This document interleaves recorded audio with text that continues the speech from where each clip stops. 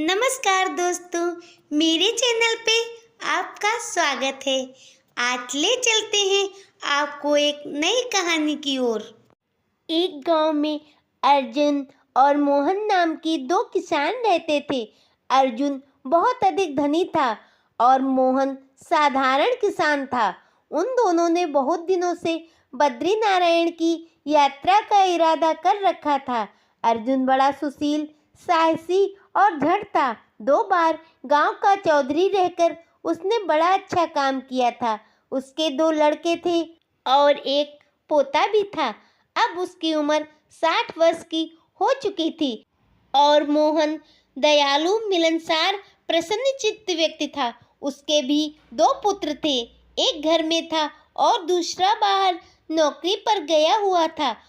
मोहन घर के कामकाज देखता रहता था। उन लोगों ने बहुत दिनों से बद्रीनारायण की यात्रा का संकल्प लिया था, परंतु इतने दिन हो गए थे, अभी तक जा नहीं पाए थे। अर्जुन को छुट्टी ही नहीं मिलती थी। एक काम समाप्त होता और दूसरा आकर घेर लेता था।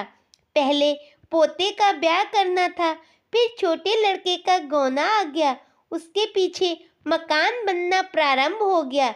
एक दिन बाहर लकड़ी पर बैठकर दोनों बातें करने लगे। मोहन बोला, क्यों भाई, अब यात्रा करने का विचार कब है? अर्जुन ने कहा, जरा ठहरो, अब की वर्ष अच्छा नहीं लगा। मैंने यह समझा था कि 100 रुपए में मकान तैयार हो जाएगा। 300 रुपए लग चुके हैं, परंतु अभी दिल्ली जैसे बहुत दूर हो, अगले वर्ष चलेंगे। मोहन ने कहा, शुभ कार्य में देर करना अच्छा नहीं होता है। मेरे विचार से हमें तुरंत चल देना उचित है। दिन बहुत अच्छे चल रहे हैं। अर्जुन ने कहा, हाँ भाई, दिन तो अच्छे चल रहे हैं, परंतु मकान का क्या करूं, किस पर छोड़ दूं?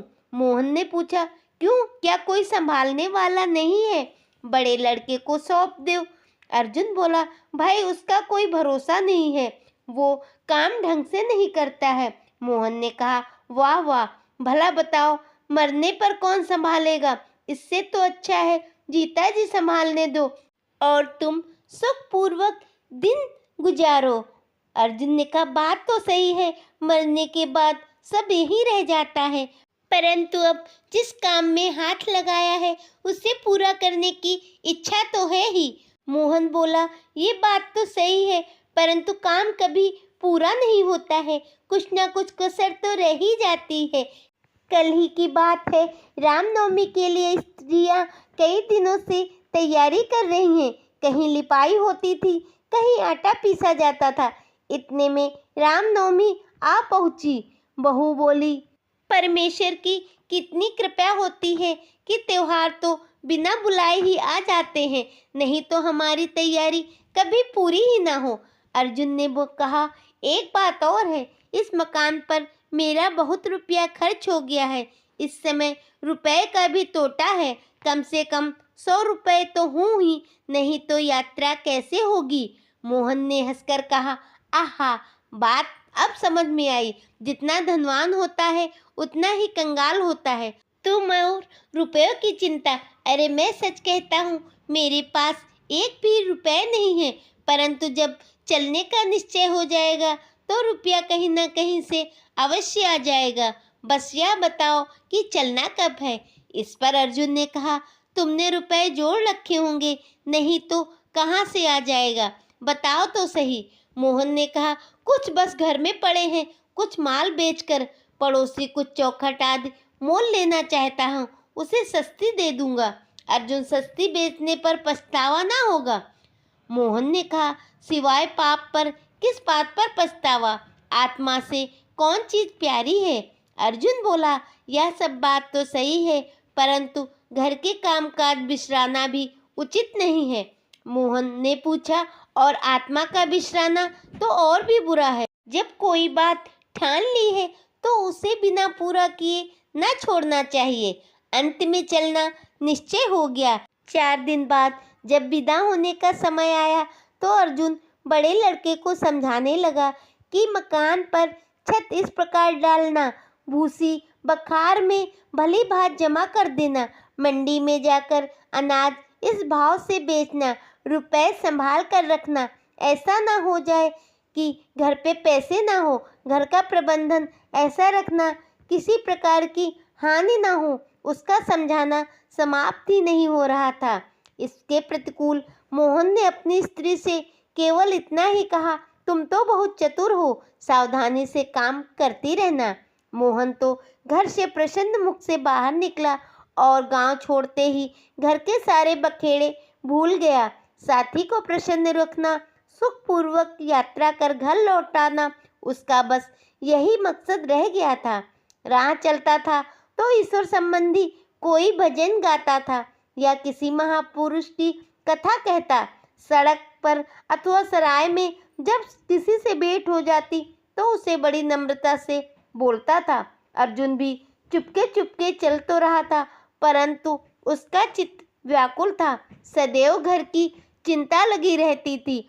पता नहीं लड़के ने क्या किया होगा, मकान की छत पड़ी है या नहीं पड़ी, यही विचार उसे हरदम घेरे रहते।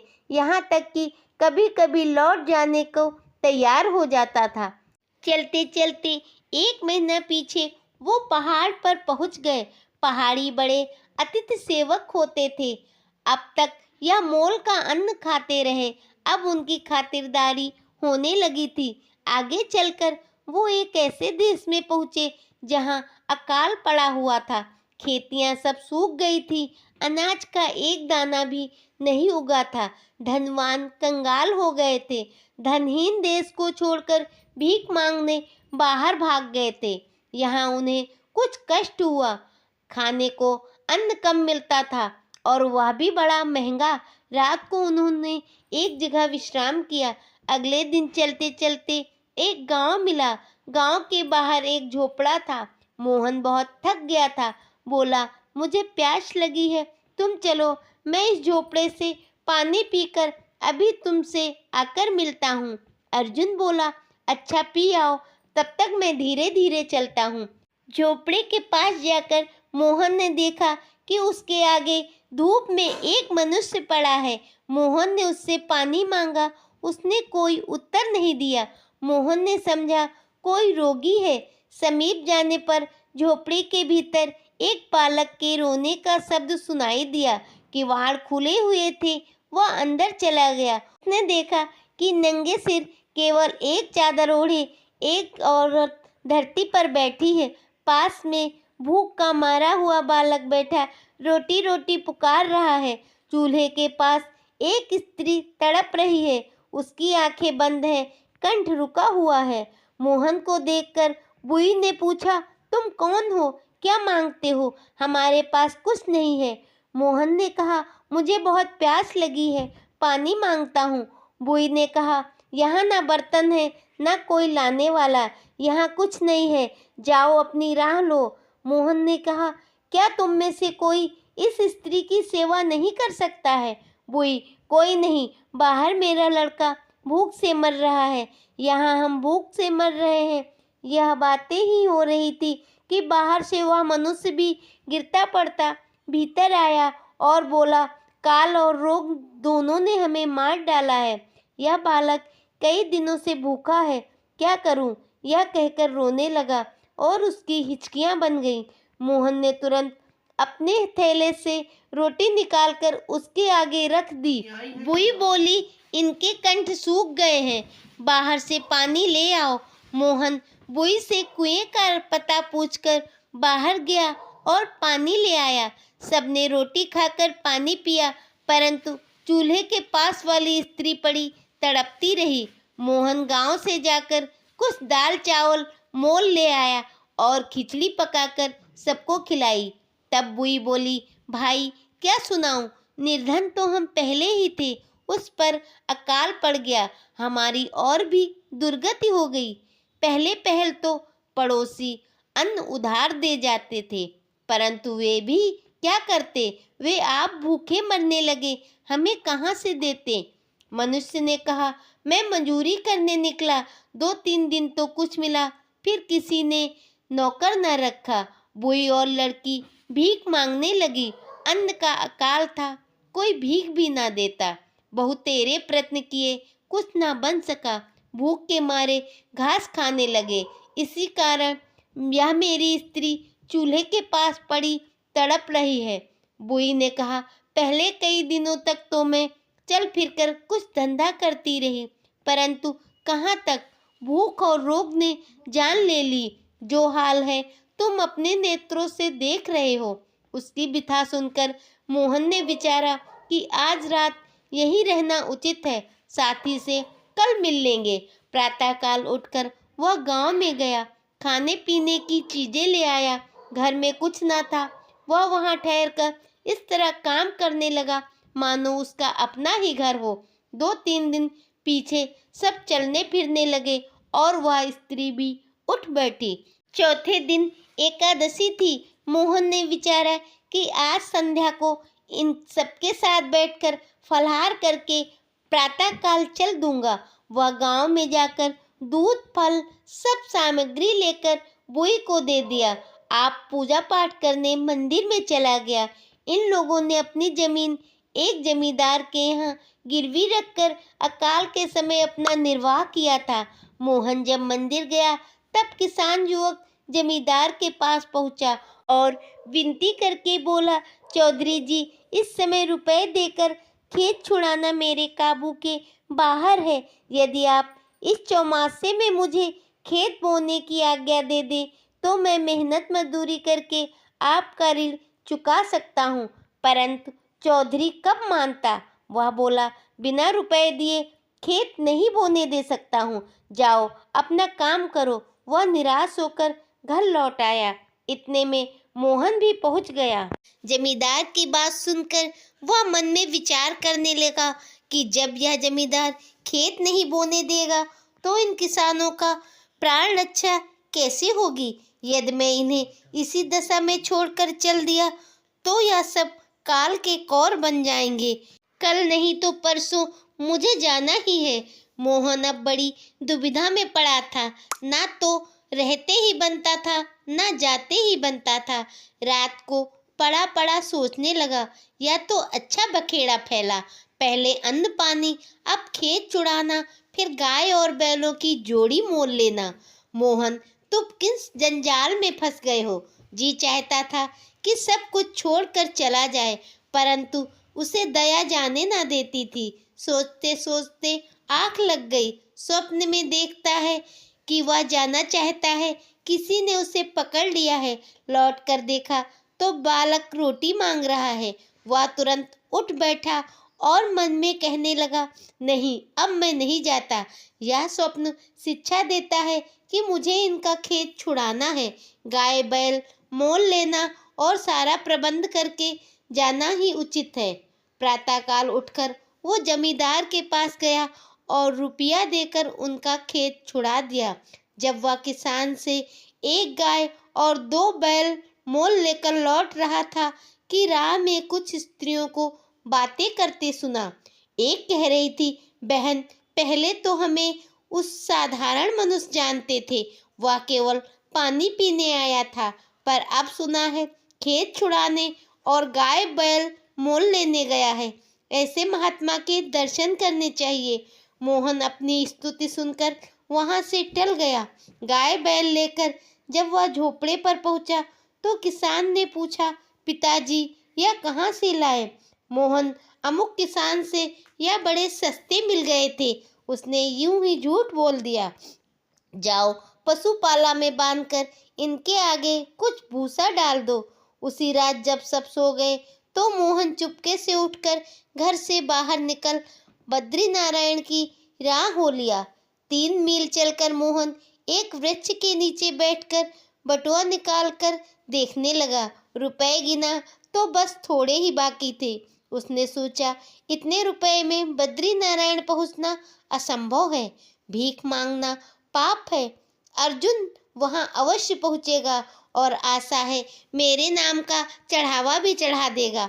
मैं तो अब इस जीवन में यह यात्रा करने का संकल्प पूरा न कर सका।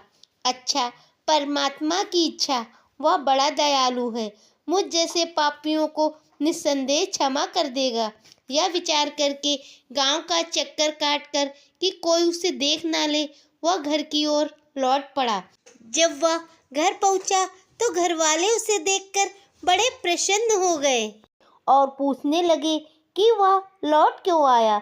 मोहन ने यही उत्तर दिया कि अर्जुन से साथ छूट गया और रुपए चोरी हो गए, इसी कारण उसे लौट आना पड़ा। घर में कुशल क्षेम थी, कोई कष्ट न था। मोहन को वापस आया देखकर अर्जुन के घर वाले उससे पूछने लगे कि अर्जुन को कहाँ छोड़ा। उसने यही कहा कि बद्रीनारायण पहुँचने में 3 दिन पहले ही अर्जुन से पिछड़ गया था। रुपए किसी ने चुरा लिए, बद्रीनारायण जाना असंभव था, मुझे लौटना ही पड़ा। सब लोग मोहन की बुद्धि पर हंसने लगे कि बद्रीनारायण पहुंच ना सका, रास्ते में रुपए तक खो दिए। मोहन अब घर के काम धंधे में लग गया था। बात गुजरे काफी समय हो गया। इधर मोहन जब पानी पीने उस झोपड़ी में रुका था, तब अर्जुन थोड़ी दूर जाकर बैठ गया और अपने साथी की बाट देखने लगा। संध्या हो गई पर मोहन ना लौटा था। अर्जुन सोचने लगा, क्या हुआ, मेरा साथी क्यों नहीं आया? शायद मेरी आंख लग गई थी, कहीं आगे ना निकल गया हो। पर यहाँ से जाता तो दिखाई नहीं दिया, पीछे लौटकर देखूं, कहीं आगे ना चला गया हो, फिर तो मिलना ही असंभव है। आगे ही चलो, रात को अवश्य उससे भेंट हो जाएगी। रास्ते में अर्जुन ने कई मनुष्यों से पूछा कि तुमने कोई नाटा सांवले रंग का आदमी देखा है, परंतु कोई कुछ ना बता सका। उसे लगा आगे चलकर जहाँ वो विश्राम करेगा वहाँ उसे मोहन मिल जाएगा, परंतु ऐसा कुछ भी नहीं हुआ। उसने सोचा शायद वो देवप्रयाग चला गया होगा, अवश्य ही देवप्रयाग में उससे मिल लेगा। वह आगे चल दिया। रास्ते में अर्जुन को एक साधु मिल गया। वह जगन्नाथ की यात्रा करके आया था, अब दूसरी बार बद्रीनारायण के दर्शन को जा रहा था। रात्रि में जब वो ठहरे तो दोनों एक दूसरे के मित्र बन गए और फिर साथ साथ यात्रा करने लगे। देवप्रयाग में पहुंचकर अर्जुन ने मोहन के विषय में पंडे से बहुत पूछताछ की, कुछ पता न चला। यहाँ सब यात्री एकत्र हो गए थे। देवप्रयाग से आगे चलकर सब लोग एक चट्टी में ठहरे। वहाँ मूसलाधार बारिश होने लगी। बिजली की कड़क और बादल की गरज से सब कांप गए थे। सारी रात जागते कटी, त्राई त्राई करते दिन निकला। अंत को दोपहर के समय सब लोग बद्रीनारायण पहुंच गए। पंडे देवप्रयाग से ही साथ हो लिए थे। बद्रीनारायण में यही रीत है कि एक दिन यात्रियों को मंदिर की ओर से भोजन कराया जाता है और उसी दिन यात्रियों को अटका अथवा चावा बतला देना पड़ता है कि कौन कितना चढ़ाएगा। कम से कम 125 रुपये तो जरूरी है। उस समय तो सबने पंडों के घरों में जाकर विश्राम किया। दूसरे दिन प्रातःकाल उठकर दर्शन में लग गए। अर्जुन और साधु एक स्थान में ही टिके थे। सांझ को आरती के दर्शन करके लौटकर जब घर आए तब साधु बोला, मेरा तो किसी ने बटुआ ही चुरा लिया है। अर्जुन के मन में यह पाप उत्पन्न हुआ कि यह साधु झूठ बोल रहा है, किसी ने इसका 1 रुपया नहीं चुराया, इसके पास रुपया था ही नहीं। लेकिन तुरंत ही उसको पश्चाताप हुआ कि किसी पुरुष के विषय में ऐसी कल्पना करना महापाप है।